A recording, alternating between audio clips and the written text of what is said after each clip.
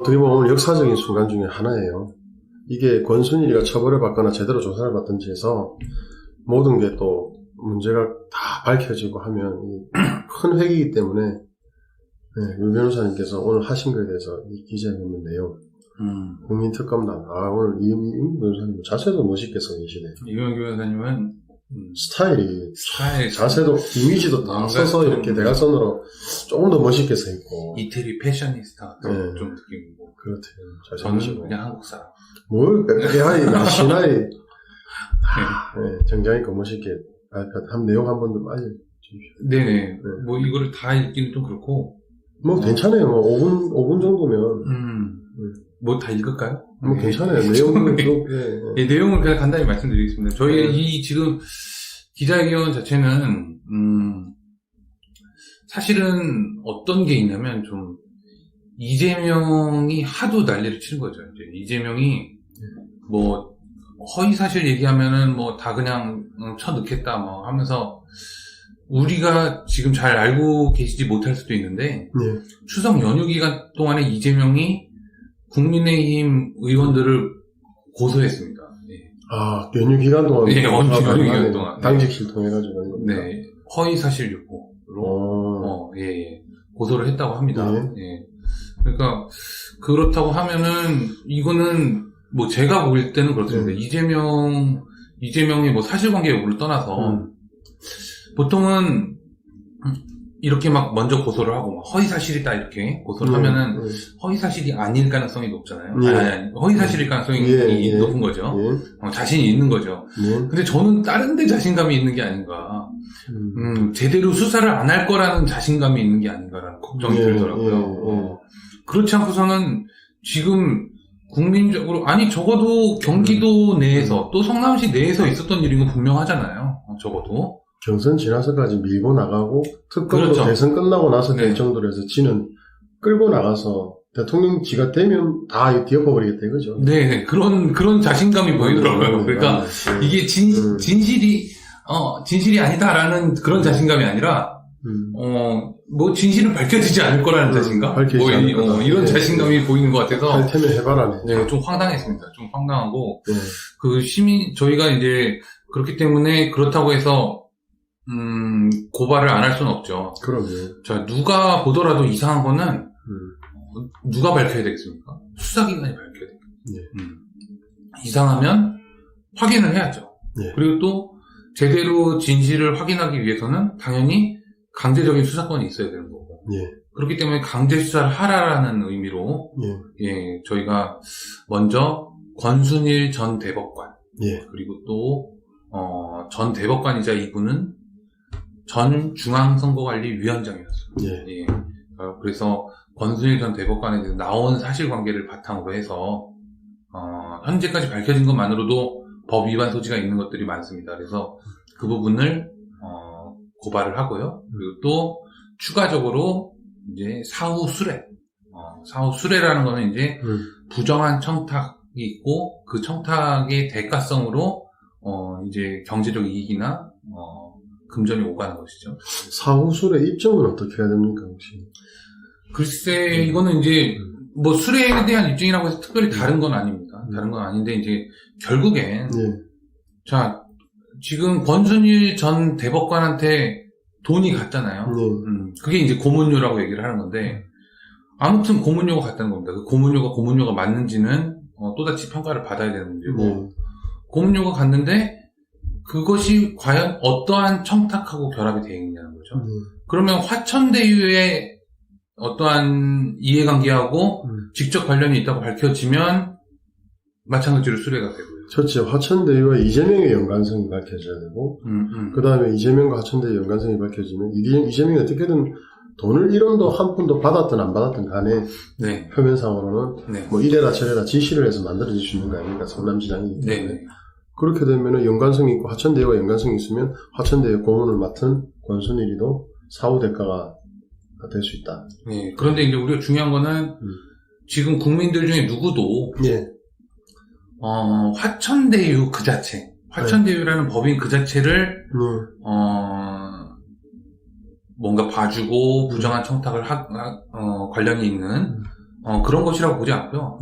또 다른 누군가가 있다라고 보는 거죠. 누구라고 말씀은 안 드리겠습니다. 또 다른 누군가가 있다라고 보는 것이고, 그자와 지금 부정한 청탁이 있었고, 그자가 돈을 준 거나 다름없고, 이렇게 평가를 받을 수 있는 부분들이 이제 수사로 밝혀져야 된다. 문수영 변호사님 들어오셨는데, 네. 아까 문수영 변호사님도 대박 하나, 저희 현장에서 시식하러 보니까, 대박 하나 말씀하시대요. 뭐라고? 오늘 아침까지도 대한변협에 권순일이가 변호사로서 등록된 것이 하나도 없고 도저히 찾을 수가 없다. 네. 그거 대박 아닙니까? 문수영 변호사님 말씀하신 거? 님이 연휴 기간 내내 뼈를 때렸어요, 이거 완전히. 그럼 변호사 등록을 안 하고 변호사 짓을 하면 뭐 있지 않습니까? 변호사법 위반이죠. 그죠? 변호사법 위반입니다. 예. 문수영 변호사님 모실까요? 모셔도 좋죠. 네, 지금 계십니다, 여기. 그러시구나. 네. 예. 뒤에 오셔도 좋고, 옆에 여기 의자 하나 있어가지고. 이 방송을 보고 계시는 문수정 변호사님은, 참여하시게 되면 오시면 됩니다, 여기. 그러니까, 문을 열고 오십시오. 네, 실시간 채팅 참여 말고. 네, 문 변호사님 문을 열고 들어오시면 돼요. 네, 문을 열고 들어오시면 됩니다. 머지않은 곳에 있습니다. 진짜요. 네. 진심이에요. 예. 네, 오셨든. 예. 자, 이거 한번 말씀해 그래서, 주십시오. 이제 시민들이, 권순일 전 대법관에게 묻는다라는 질의 내용이 있고, 오늘 기자회견은. 그리고 또, 어떠한 혐의로 고발에 이르렀는지에 대한 내용이 있습니다. 네, 그래서, 오늘 너무 많은 분들이 와주셨고, 고발의 주체는 국민혁명당, 그리고 클린선거 시민행동, 그리고 한반도 인권과 통일을 위한 변호사 모임. 한변. 네, 한변이죠. 예, 이렇게, 그리고 또 자유수호포럼, 우파재건회의 등등등, 우리 많은 시민단체들께서 같이 하셨습니다. 예. 너무 잘하신 것 같아요. 오늘 딱 추석 바로 연휴 끝나자마자 한 방 때리는 거예요. 좌파들이 그걸 잘했는데, 우파에서 이제 때리니까 저것들이 정신을 못 차려요. 예, 이게 지금 이재명한테 우리가 겁먹으면 안 됩니다.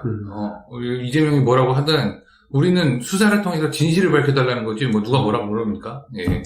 더군다나, 나와 있는 사실관계가 있는데 말이죠. 맞습니다. 자, 권순일 전 대법관은 누구인가? 알 바 없죠, 우리가. 관련 없는데, 이 사람은 어쨌든 중요한 건 아는 대로 우리가 그냥 기억하고 있어도 엄청난 일이라는 겁니다. 자, 권순일 전 대법관이에요, 대법관.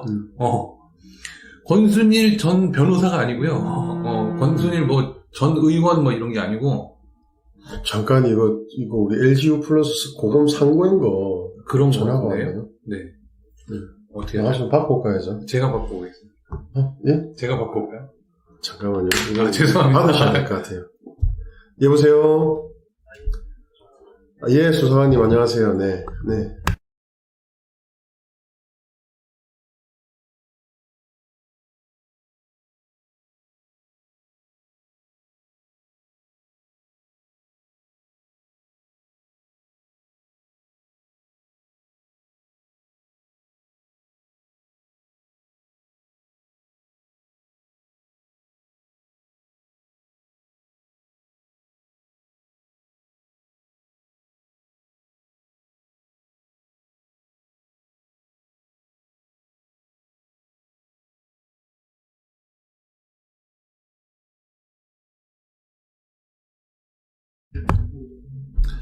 네, 드디어 제가 꿈꿔오던 단독방송을 시작하도록 하겠습니다. 네. 그래서, 제가 꿈꿔오던 건 아니고, 지금 이용원 대표님 급한 전화를 좀 받으셔야 해서 잠시 나가셨습니다. 자, 그래서 이제 권순일은 누구인가? 권순일은 전 대법관이죠, 전 대법관. 전 대법관이자 대법관의 직위에서 또다시 중앙선거관리위원장을 했습니다.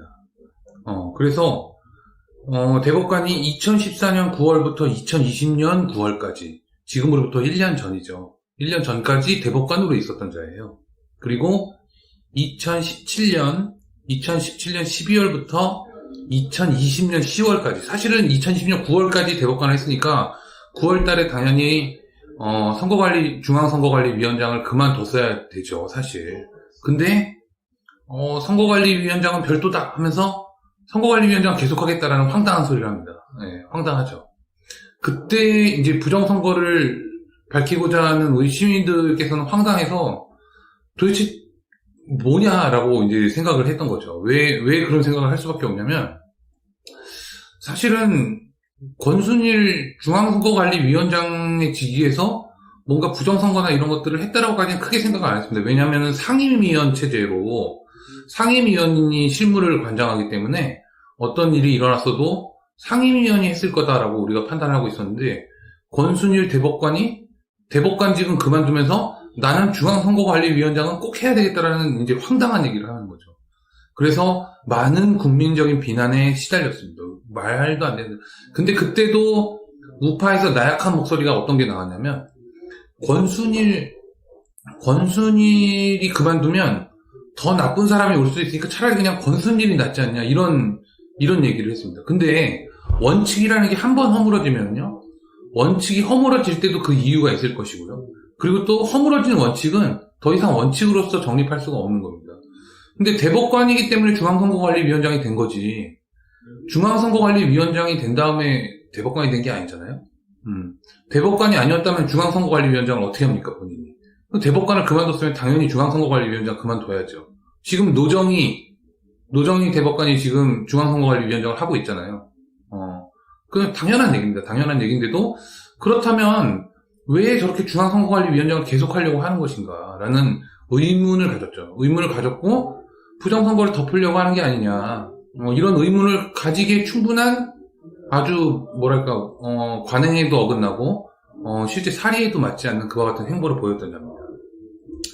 자, 그래서 어쨌든 2020년 9월 달에 대법관을 그만두고 10월 달에 중앙선거관리위원장을 그만뒀습니다. 타이로. 그리고 나서 2020년 12월부터 곧바로 현재까지 연세대학교 법학전문대학원 석좌교수로 재직하고 있죠. 그래서 2020년 11월부터는 또 주식회사 화천대유 자산관리, 이제 화천대유죠, 우리가 얘기하는 화천대유 고문을 겸임하고 있다가 최근에 문제가 되니까 9월 17일, 엊그제죠. 엊그제인 9월 17일에 사임하게 이릅니다. 고문직에서. 중앙선거관리위원장도 그냥 한 번을 더 하고 싶어서, 계속하고 싶어서 비난을 감수하면서까지 계속 앉아있겠다고 하던 자가 고문을 정말 국민들의 그 고문에 못 이겨서 고문을 그만두게 되죠.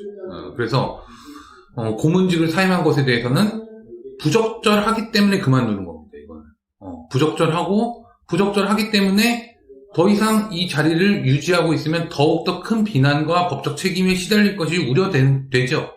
그렇기 때문에 이건 역시 타의로 그만두게 된 것입니다. 네. 자, 이 사람은 이제 이런 얘기를 합니다. 권순일 전 대법관이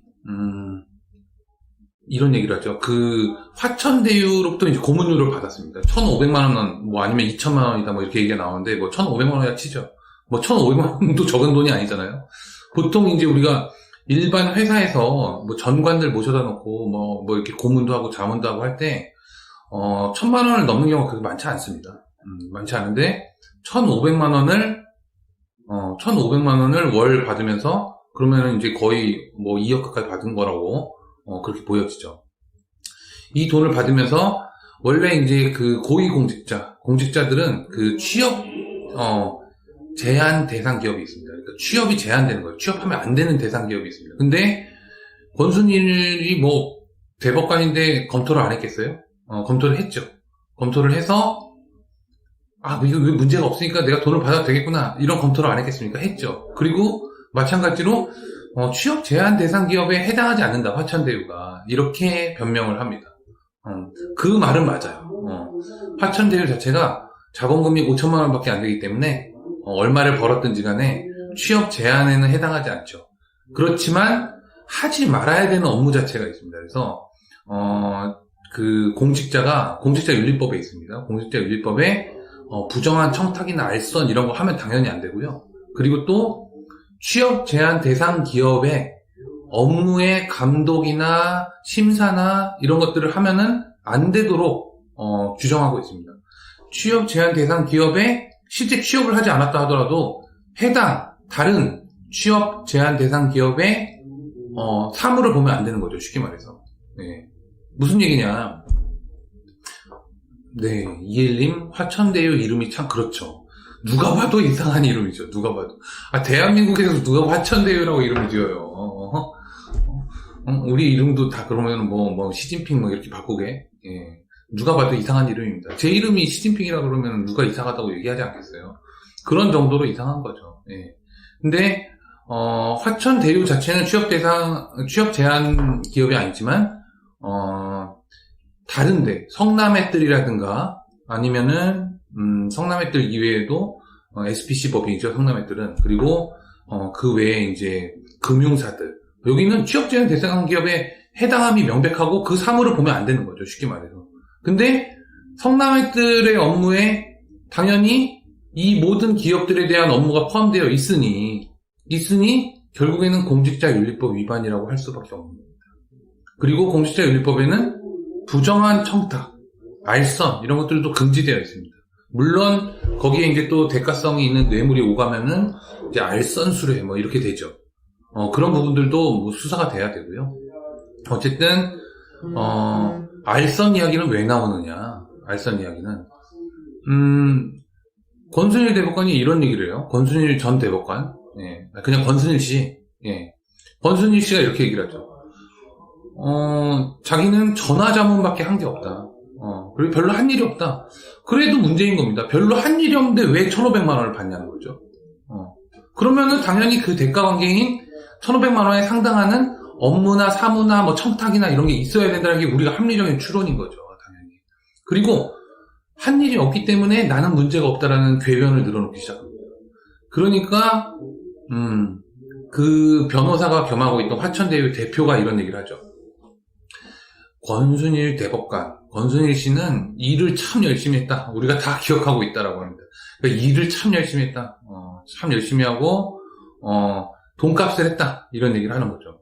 그러니까 일을 안 했다고 하던 권순일 씨의 말과는 전혀 배치되는 얘기를 그 화천대유의 대표가 이야기를 하는 겁니다. 결국에는 누구 말이 맞는 거냐? 저는 이 부분에 있어서만큼은 누구 말이 맞든 수사되어야 된다는 겁니다. 자, 대가도 없이 아무런 하는 일도 없이 월 1,500만 원씩 받았다, 2,000만 원씩 받았다. 이거 자체도 문제인 것이고요. 하는 일을 열심히 했기 때문에 그 돈을 줬다고 한다면 무슨 일을 했냐라는 겁니다. 그러면서 화천대유 대표가 이야기한 부분이 바로 송전탑 지주화 사업을 추진하기 위해서 송전탑과 관련해서 역할을 많이 해줬다. 이렇게 얘기를 합니다. 요새 대법관들은 송전탑을 세우는 역할을 하나 봐요. 이렇게 생각을 해야 되는 거죠. 그러니까. 왜 대법관이 왜 송전탑하고 무슨 상관이 있습니까? 변호사가 송전탑하고 무슨 상관이 있어요? 법조인이 송전탑하고 무슨 상관이 있습니까? 그런데 송전탑과 관련해서 우리가 권순일 재판관을 모셔왔다. 이렇게 이야기를 한 거죠. 그렇기 때문에 그러면 이 송전탑 관련된 사무는 누구의 사무냐? 성남시와 경기도의 사무일 수 있죠. 왜냐면은 당연히 송전탑의 이전이나 철거나 아니면 설치나 이런 문제는 전부 다 관공서의 사무가 아니고서는 이게 지금 그냥 사기업의 사무일 수는 없잖아요. 그렇기 때문에 관련해서 성남시 공무원 이렇게 모셔왔다면 그 자체도 부적절하지만 그러면 이해가 가지만 송전탑 관련해서 대법관을 모셔왔다. 이거는 이해가 되지 않는 거죠. 결국엔 뭐냐 그러면 전형적인 브로커 역할을 했다라는 추측이 가능하다라는 겁니다. 추측이. 예. 그렇지 않고서 송전탑과 무슨 관련이 있는지를 얘기해 보시면 됩니다. 얘기할 리가 없죠. 송전탑 사건을 맡았으면 법관이 송전탑 전문가가 됩니까? 그렇지 않지 않습니까? 예. 그리고 네, 들어오셨습니다. 우리 검사 수사관님은 또 이번 사람 통화를 좀 하고 싶어 하시는데 크게 구체적으로 그거는 없잖아요, 그죠? 네네. 제가 몇 가지 현장에 있던 거 몇 가지 물어봐서 답을 드렸습니다. 네. 그래서 조금 더 얘기를 하면 이제 그래서 송전탑과 관련해서 대법관을 모셨다고 하니 말이 될 리가 없는 거죠. 결국에는 브로커 역할을 한 것이다. 그렇다면은 부정한 청탁이나 알선을 금지하는 공직자윤리법 그리고 또 부정한 청탁에 대해서 또다시 대가성이 있는 뇌물을 주고받았다면 알선 수뢰죄 이런 것들에 해당할 여지가 있는 거 아니냐? 따라서 당연히 이러한 합리적인 의혹에 대해서 수사를 해야 된다는 것이 바로 공직자윤리법과 사후수뢰죄에 적절한 내용입니다. 사후수뢰죄 부분은 조금 다른데 사후수뢰죄는 누군가가 뇌물을 나중에 줬어야 됩니다. 자신의 사망을. 그런데 지금 권순일 재판관이 해왔던 그 재판 사무죠. 판결을 내리고 심리에 관여하고 이런 것들은 이제 재판 사무지 않습니까? 이 재판 사무에 있어서 실제로는 화천대유와 직접 관련이 있다. 아주 명시적으로 이해관계를 쥐고 흔들었다. 이런 정도의 사건을 가진 게 없습니다. 다른 사람하고 관련이 있죠. 다른 사람하고 관련이 있으니까 수사를 하라는 거예요. 네, 다른 사람하고 관련이 있는 부분은 수사를 해야 되고 국민 모두가 관련이 있을 거다. 누군가와. 우리가 다 알죠. 누군지는. 누군가와 관련이 있을 거다라고 의혹을 갖고 있으니까 그 부분이 분명히 나올 거다. 수사를 하면. 그렇기 때문에 수사를 촉구하는 의미에서 오늘 사후수뢰죄, 그 다음에 말씀드린 공직자윤리법 위반, 그리고 이용원 대표님이 말씀해주신 문수정 변호사님이 연휴기간 내내 뒤를 추적해온 변호사 등록에 관한 진짜. 등록되지 않았다면 당연히 변호사법 위반이죠. 변호사법 위반의 이 세 가지 혐의에 대해서 권순일 전 대법관을 고발했습니다. 아유, 잘하셨습니다. 진짜. 그리고 유변선 이건 아시죠? 이 경찰이 조금 믿음이 좀 안 가는 부분이 올 4월에 금융정보분석원이 대한민국에 1,000만 원 이상 현금 거래가 있으면 분석을 해서 규칙적이냐 불규칙하냐, 일반인이냐 기업인이냐 이런 걸 해서 쭉 분류를 하는데 이 금융정보분석원에서 4월에 경찰에다가 던졌답니다. 공문하고 자료를. 수십억 원대의 금액이 좀 이상한 금액이 있고 이게 흐른다. 그래서 수사를 해라고 던지니까 경찰이 그걸 받고는 내사를 시작을 했는데 성남경찰서에서 산 게 아니고 용산경찰서로 왔어요. 용산경찰서로 와서 그 관련자 명이 용산에 산다고 해서 용산경찰서로 왔는데 화천대유의 자회사 7개가 있지 않습니까? 네. 이거 천화동인인가 네. 1호부터 7호까지 주역 역수라는 점쟁이들 천화동인의 또 관련자들이 중에서 경찰 간부 출신이 있나 봐요. 그래서 의혹이 너무 많은 게 왜 천화동인이 무슨 뜻이에요? 근데? 하늘이 몰라요. 하늘이 사람을 돕는다 이건가? 하늘이 감동해서 시진핑 그런 말이구나. 네. 그렇죠. 네. 화천대유의 대자 천화동인의 동자가 대동입니다. 그게 대동경제하고 대동모 해가지고 그거 지금 이재명이 냈던 그 대동이라는 단어가 거기서 나왔어요. 점쟁이들이 지금 뒤에서 있는지 모르겠는데 어떻게든 동양철학이라더라고요. 역수 주역 이름이고 그 회사 이름이. 그러니까 처음부터 계획이 점쟁이들이 들어와가지고 뭘 했겠죠. 근데 재미있는 건 용산에서 그걸 지고 있었다는 거예요. 4월 달에 금융공선 자료를. 그리고는 그 수십억 원에 거래된 거에 대해서 가만히 있었다는 거예요. 그럼 경찰은 사실은 좀 여기서 용산경찰서에서 다시 국가수사본부로 넘어가든지 뭘 해야 되지. 이 상태로서는 이상하지 않습니까? 좀. 그럼요. 네. 지금 이 뇌물죄는 그렇습니다. 잘 많이들 아시겠지만 뇌물죄는 주는 사람도 처벌을 하고요. 증뢰죄라고 그러죠. 그리고 받는 사람 수뢰죄죠. 수뢰죄도 처벌합니다. 그래서 반드시 쌍방을 처벌하게 돼 있어요. 우리가 이걸 필요적 공범관계라고 그러는데 반드시 쌍방을 처벌하게 돼 있는데 지금 저희가 이제 사후 수뢰죄에 대해서 고발을 했잖아요. 그러면은 사후 증뢰를 한 사람이 있는 거죠.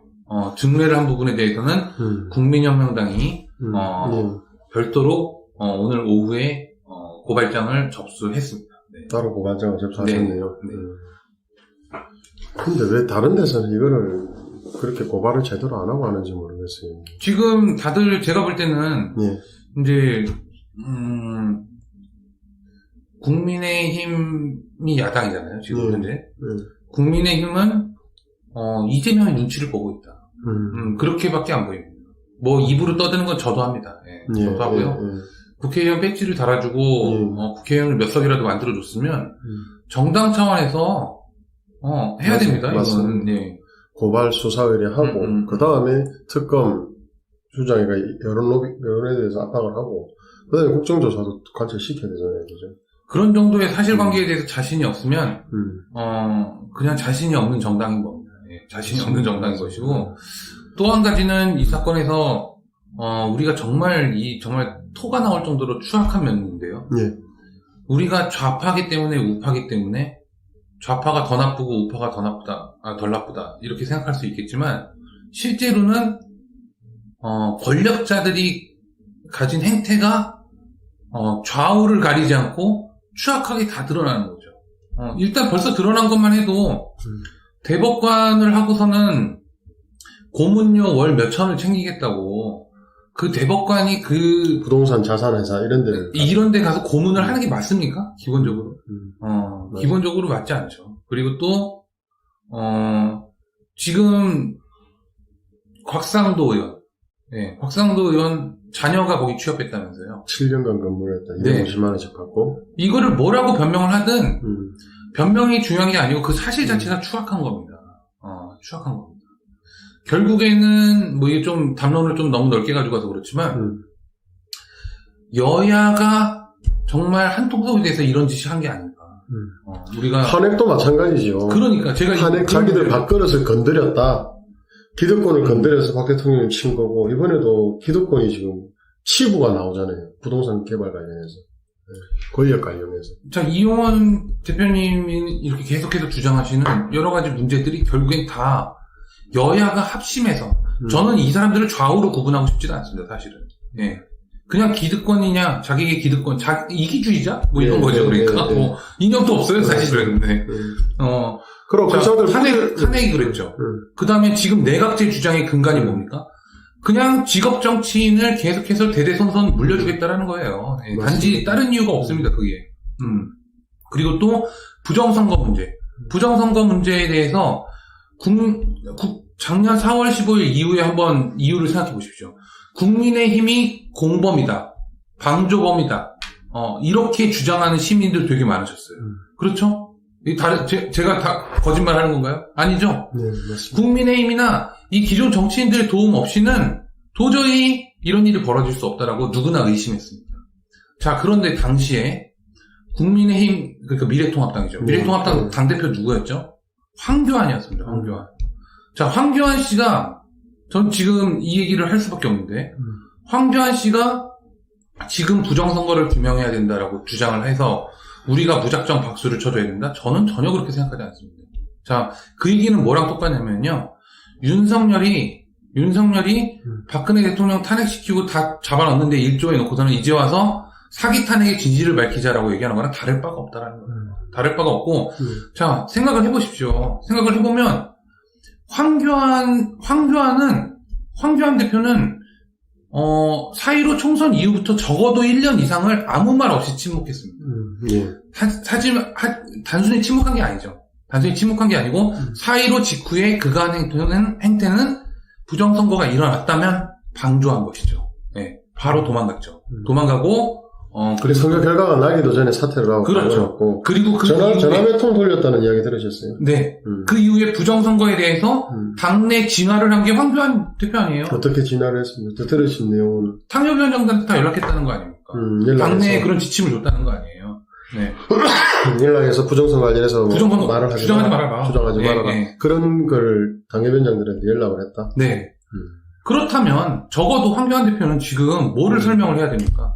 왜 그때 그런 행동을 했는지, 왜 1년 동안 가만히 있었는데 이제 와서 뭐가 달라졌기 때문에 나온 건지, 지금 나와가지고 황교안이 부정선거를 얘기하니까 이 부정선거를 밝힐 수 있다고 믿으시는 건 오산이다.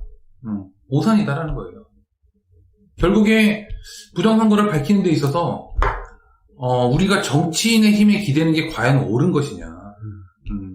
정치인에게 명령할 수 있어야죠. 황교안 나왔으면은 똑바로 그동안 잘못한 거 얘기할 수 있어야죠. 다른 누구 대선 후보가 나온다, 얘기할 수 있어야죠. 황교안 대표가 가장 어이없는 것 중에 하나는 본인이 부정선거를 밝힌다라고 얘기를 하면서 부정선거의 진실규명을 위해서 어떠한 법적인 노력도 하지 않았다. 이 사람 법조인이잖아요. 하지 않고 그동안 누가 했습니까? 다 저 같은 사람들이 한 거 아니에요. 그리고 시민들하고 같이. 했는데 다 그동안 계속해서 주장했던 것처럼 우리가 추앙할 필요 없는 거다. 페북에 이런 분들이 있으시면요. 클린 선거 실명도 회원분이시던데 네. 뼈를 때리더라고. 선거 경선에서 떨어지고 나서도 부정선거 진실규명 계속 해야 되겠죠. 그분들 계속 하겠죠. 자, 이렇게. 한번 잘 돌아보십시오. 우리가 이 문제만 놓고 보지 말고요. 탄핵 이유를 한번 보십시오. 탄핵 이후에. 탄핵 이후에 누가 지금 오늘 이 순간까지 탄핵의 진실을 밝혀야 된다라고 주장하는 사람이 정치인인가 아니면은 시민들인가 한번 생각해 보십시오. 맞습니다. 그런데도 우리가 계속 떠받들고 우리가 박수를 치고 해야 됩니까? 그리고 지금 왜 또 다른 사기 탄핵 시즌2의 인간들이 또 다른 버전이 이번에 화천대유 사건이냐면 박영수가 또 끼어있어요. 여기. 박영수 수산업자 사건에 사기 수산업자 사건에 포르쉐 500마력짜리 말 한 마리는 정유라인데 박영수는 500마리의 말의 힘을 가진 포르쉐를 빌려 타고 김무성이는 벤츠 S를 걸려서 최고급 버전을 탔답니다. 네. 네. 그게 또 기간이 지금 의원 마지막 부분하고 겹쳤다고. 근데 이것도 수사관이나 고발이나 제대로 안 해요. 우파 같았으면 체포했겠죠. 체포죠. 후속이죠, 바로. 목 잘렸을 수도 있어. 근데 김무성이 가만히 있어요. 근데 이 박영수가 늘 얻어먹고 받아먹는 걸 좋아하나 봐요. 특검 가기 직전에 어디 있었냐? 화천대유에 상임고문으로 있었어요. 아, 정말 수원지검장도 있었어요. 네. 네. 그런 놈들이 경기도에서 뭐 하겠습니까? 수원지검에서 뭐 하겠어요? 수사 먹는 거 아니겠습니까? 저 같으면 이름이 싫어서라도 안 가겠어. 솔직히 말하면. 정말. 화천대유? 화천대유 고문이 이용원입니다. 이런 얘기를 어떻게 듣고 사냐는 거예요. 그냥 그 화천대유가 뭐 하는 회사인지도 모르겠지만. 네. 그리고 계획서나 이런 것도 하루 이틀 만에 준비를 해서. 경험이 하나도 업력이 없는 회사만 들어가서. 네. 몇천억짜리를 다룬다. 그것도 그런 경력이 없는, 그냥, 일간지 회사에 기자였던 사람, 한국일보가. 그 사람이 전직 기자가 대표를 뚝 하고, 그 사람들이 친인척들 자회사 주르륵 깔고, 변호사도 사람 끼고. 그게 너무 이상하잖아요. 너무 이상하죠. 뭐 이상한 정도가 아니라 우리들의 결론은 이미 나와 있죠, 사실. 영화 아수라와 너무 겹친다는 말까지 있고, 성남에 뭐 국제파 사건도 있었고, 그리고 이재명이 원래는 아시죠? 이석기 계열이었다는 거, 경기동부연합. 이재명이 경기동부연합이 이재명의 토대가 된 거죠. 예. 네. 이재명이 원래 민주당 사람이 아니고 그쪽에서 막 시민운동 활동하고 좌파 활동하고 이렇게 하다가 나중에 단일화하고 할 때 경기도지사에 아마 통진 쪽 그쪽에서 양보를 하든지 하고는 성남을 하나 먹기로 했나 보죠. 그래서 민주당에 들어가는 조건으로 해서 이재명이가 민주당 후보로 해서 그렇게 해요. 성남시장이 될 놈도 아닌데 성남시장이 됐고, 그전에는 무슨 총각 행세. 네. 그래서 이 부분에 대해서 화천대유는 사실은, 유 변호사님 말씀대로, 기존에 해먹던 놈들이 여야, 그 원유철 보좌관 관련이나 원유철도 관련 있다는 말까지 벌써 나오잖아요. 그러니까 고발을 못하는 것 같아요. 네, 국민의힘에서. 네. 그래서 이게 저는 정치개혁을 해야 되는 이유고, 구태가 바뀌어야 되는 이유고, 네. 77%의 국민이 중공을 싫어하고 있는데 99%가 중공을 좋아하거나 중공을 눈치 보거나 중공을 방조하고 있는 중공 서고가 그런 정치권들이 가득하잖아요. 이름도 중공 이름이요. 화천대유. 이름이 너무 싫어요. 천화동이 화천대유. 이름이 너무 싫어. 네. 제가 권순일, 그러니까 이제 권순일, 박영수, 다들 우리나라 사회에서 배울 만큼 배웠다고 어깨에 뽕 좀 들어간 사람들이죠. 이런 사람들이 우리를 배신한 겁니다.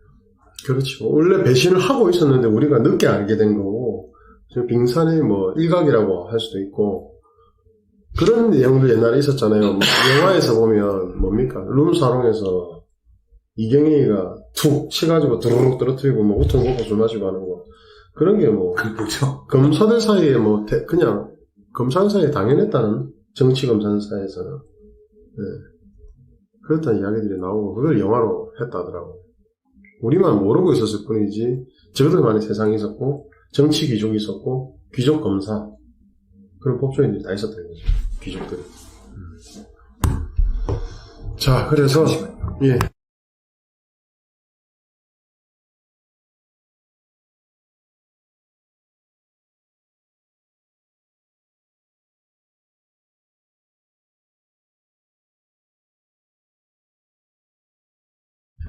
예, 도균님 반갑습니다.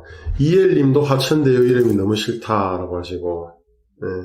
일사가고님은 혹세무민한 채들이 너무 많아서 가슴이 답답한데 목요일날 제정신을 찾게 되는 것 같다고. 일사가고님은 말씀을 너무 말씀을 너무 예, 네. 분더덕이 없이 그냥 하은마님도 깔끔하시다. 예, 도균님 그 PD계열이 아니고 NL 쪽일 거예요. PD는 이제 공산주의, 순수 공산주의 쪽을 이제 하던 쪽이고, NL이 이제 주사파라고, 거기서 막 제일 센 세력이 이제 경기 동부연합이라 했던 것 같은데. 자, 이제 문재인의 망정으로 한번 넘어가 볼까요? 마지막으로. 예. 오늘 이제 기자회견을 하면서, 그 7가지 저희가 질의를 한 게 있습니다. 예, 좋습니다. 5가지죠. 예.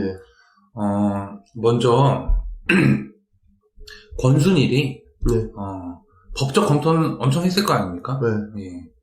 자, 윤리적인 갈등은 없었냐, 솔직히. 인간이면, 그것에 대해서 대답을 하라는 겁니다. 자, 권순일에게 첫 번째 질문. 윤리적인 갈등이 없었냐? 네. 인간적으로, 네 인간 맞냐? 네. 대답을 해라, 이거죠? 네. 자, 두 번째 질문. 둘째는, 권순일은, 양승태 전 대법원장의 추천으로 박근혜 정권에서 임명한 사람. 오, 그렇습니까, 예, 또? 예. 양승태 전 대법원장이 또 구속도 됐었잖아요. 네. 그래서 양 대법원장이 소위 사법적폐청산 사건으로, 그 사법농단 사건이라고 그러죠. 예. 좌파들이 얘기하는. 예. 지금까지 재판받고 있어요. 아직까지도. 그렇습니다. 네. 구속됐다가 풀려 나오시고 재판을 계속 받고 있는 거죠. 이 중에서 가장 큰 혐의가 박근혜 대통령의 청와대와 재판 거래를 했다라는 의혹입니다. 예. 의혹도 아니에요. 지금 사실이 아니라 저는 뭐 주저 없이 얘기할 수 있습니다. 자, 이것도 지금 사법농단이라고 얘기를 했는데, 자, 권순일의 그 화천대유 고문직은 또 다른 재판 거래가 아닌지 묻고 싶은 거죠. 네, 두 번째 질문. 자, 권순일은 답해야 됩니다. 유 변호사님께서 지금 대표에서 물어봤죠. 재판 거래냐, 맞냐, 아니냐. 네. 세 번째입니다. 자, 대법관이 퇴임을 앞두고 스스로, 자, 우리가 취업할 때 어떻게 하죠? 내가 검색을 해보죠. 네, 검색해서, 이 회사 가야 되겠다. 네. 자, 화천대유 고문은 본인이 스스로 갔냐는 겁니다. 본인이 찾아봤더니 취업 공고가 나와서 헤드헌팅 업체나 취업 그렇죠. 업체나 자격요건 대법관 막 이렇게 해서 했냐라는 거예요. 그게 아니라면 누가 알선했냐라는 겁니다. 그리고 우리는 정치 브로커들이 개입했다고 보는 겁니다. 정치 브로커들이 개입했다고 우리는 보고 있는데 권순일은 답하라. 예, 그 명단을 의해서 명단을 공개. 누구에 의해서 취직을 할 수 있고 소개를 받았는지 공개를 해라. 자, 네 번째입니다. 아까 말씀드린 대로 권순일의 그 변명은 화천대유 대표 이성문 변호사의 얘기와 다릅니다. 이성문 변호사는 열심히 일을 했다. 송전탑 때문에 우리가 모셔갔다 이랬고, 예. 권순일은 전화 자문 말고는 우리 출근도 안 했다. 전화 통화만 했다. 그래서 그냥 꽁돈 받았다라는 거죠. 쉽게 말하면. 예. 네, 그런 거죠. 자, 그렇다면은 누구의 설명이 맞는지 본인 생각을 밝히십시오. 지금이라도 거짓말 했다면 사실이 뭔지를 밝히라는 거죠. 자, 그 화천대유 대표입니까, 그 사람이? 화천대유 대표의 말이 맞는지 아니면 출근도 안 하고 전화로 해서 돈을 받아 먹었다라고 한 본인의 말이 맞는지 대답해라. 네. 마지막으로 중앙선거관리위원장으로 재임 중이던 2020년 4월 15일 날 선거가 있었고요. 예. 이 부정선거에 관한 정황이나 증거들, 그리고 또 현재 대법원의 행태들이 속속 드러나고 있다. 네, 이거죠. 자, 본인이 중앙선거관리위원장을 했으니까 이들 나온 의혹이나 증거나 현재 우리가 제기한 선거 무효 소송에 대한 본인의 전 선거관리위원장으로서의 의견을 피력하라. 그게 없다면 마찬가지로 선거 관리에 있어서도 부당한 거래가 있었던 게 아니냐. 재판 거래뿐만 아니라 네, 그렇게 우리가 의심할 수밖에 없다라는 겁니다. 이것을 다섯 가지 질문을 저희가 공개 질의하고 실제로 9월 30일까지 답신을 요구했습니다만 전화가 안 받겠죠. 답을 안 하면 그 다음에 이제 또 찾아서 그렇죠. 추가 고발하시거나 네네, 그때까지 나와서 오케이, 좋습니다. 그리고 권순일 씨가 대법관을 그만두면서 선관위 위원장직은 또 계속 가져가겠다라는 황당한 얘기. 짓거리를 했단 말이에요. 네. 근데 그렇게 시도를 하다가 2달 만에 잘리고 선관위 그만뒀지 않습니까? 한 달. 한 달입니까? 예. 그만뒀는데 이 부분에 대해서는 뭐 좀 문제가 없을까요? 그 부분은 문제가 있는데 이용원 대표님이 나가 계신 동안 제가 말씀을 드려서 이거 하셨구나. 잘 알겠습니다. 예.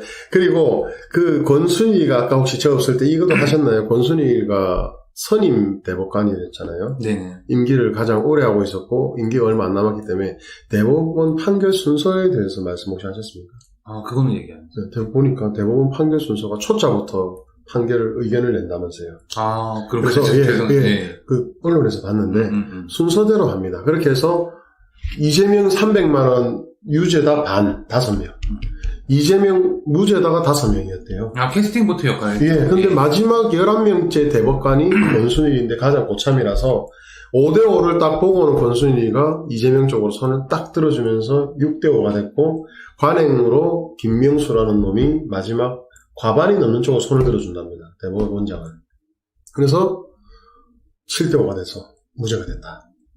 그런 이야기가 언론에 났더라고요. 참 추악합니다. 그리고 권순일이가 우연히 너무 많이 겹치잖아요. 우연이기도 하고 실제 그때 당시에 이재명 무죄 판결 때 정말로 이제 좌파 판사들이 있는 줄 모르는 게 아니니까 우리가 그리고 반대 의견이나 다수 의견이나 저희가 다 봤습니다만 실제로 권순일의 출신과 성향을 볼 때는 도저히 납득할 수 없는 판결을 했던 거죠. 맞습니다.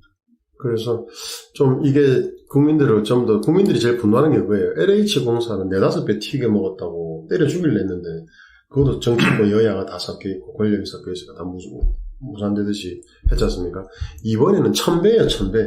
추석 때 화천대유 이야기 중에 다들 노발대 말하더라고요.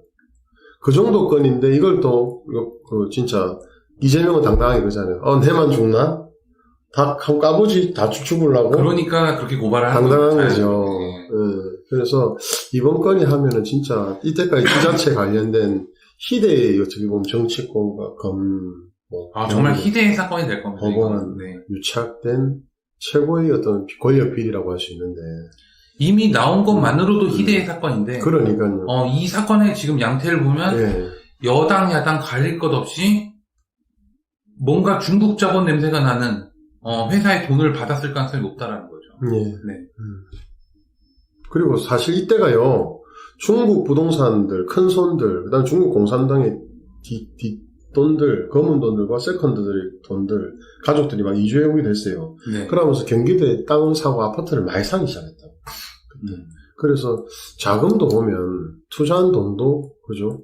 엄청나게 많고, 이 부분도 좀 다 밝혀지면, 과연 서민들이 투자를 했느냐, 아니면 말씀드린 중공 권력들도 와서 했느냐. 우리 마스크 대란 때 지오영이라는 회사 있죠. 그건 나중에 꼭 수사해야 됩니다. 그 지오영이 나중에 블랙스톤 증가가 펀드사 경영권 과반 넘는 걸 지분을 매각하고 경영만 했었거든요. 근데 그때 마스크를 거기 몰아줬단 말입니다. 그때는 중국계가 사모펀드가 대주주였단 말이에요. 그럼 중국에도 돈을 몰아주고 배당을 다 받아봤을 거 아닙니까? 근데 블랙스톤인가 하는 그 사모펀드가 그때 중국 권력자의 세컨드의 여자, 아줌마가 운영하는 소유하고 자식하고 있는 그거라고 또 그래요. 그래서 이제 이게 안 밝혀질 거라고 착각하잖아요. 보통 이제 범죄를 저지를 때는. 맞습니다. 사실은 이제 우리가 범죄를 저지르거나 인생을 망칠 때, 보통 이제 작아졌어요, 우리가. 그러면, 사실은 내 삶에서 우리가 배워온 게 있잖아요. 도덕이나, 윤리나, 법이나, 이런 것들이 있는데, 계속해서 이 경고 메시지가 뜨죠. 이걸 해도 될까? 하면 안 될 것 같은데? 근데 그 경고 메시지가 여러 번이 뜹니다. 그러니까 한 번 실수가 아니라는 거예요, 사실은. 우리가 살면서 한번 돌아보면 그렇습니다. 우리가 예를 들면 과속단속 카메라에 걸렸다. 한 번 걸렸다고 해서 그다음에 한 번만 과속한 게 아니잖아요. 그럼요. 수없이 걸리죠, 사실은. 수십 번 하면 한 번 걸리니까. 그렇죠. 그래서 근데 그 카메라 앞을 지나갈 때마다 우리가 경고를 받죠. 경고를 받은데도 경고를 무시하면서 하다가 걸리는 거죠. 지금 권순일 대법관 또 박영수 박영수는 너무 좀 입에 올리기도 좀 너무 수준이 낮아서요. 그렇긴 하죠. 그런 놈이 특검을 하고 그런 놈이 억지로 짜맞춰가지고 불법으로 대통령 탄핵하고 그러니까 거기 밑에서 움직인 수사팀장이라는 박영수는 그럴 줄 알았어요. 그래서 별로 놀랍지가 않은 거예요, 사실은. 그리고 또 곽상도 등등 이렇게 이야기가 나오는 사람들이 과연 그런 경고나 윤리적 갈등이 없었냐는 거예요. 계속 있죠. 있는데도 무시하고 하는 것은 안 밝혀질 거라는 그 믿음 때문인데 그렇지 않습니다. 우리나라에서 지금 뭐 아까 지호형도 말씀하셨지만 우리나라가 이제 사회가 이제 안정화 단계로 접어들면서 1000배 수익이 남는 장사는 없습니다. 그러니까 그 장사가 아닌 거예요. 그러면 1000배 수익이 남는 사업은 없는 겁니다. 그러니까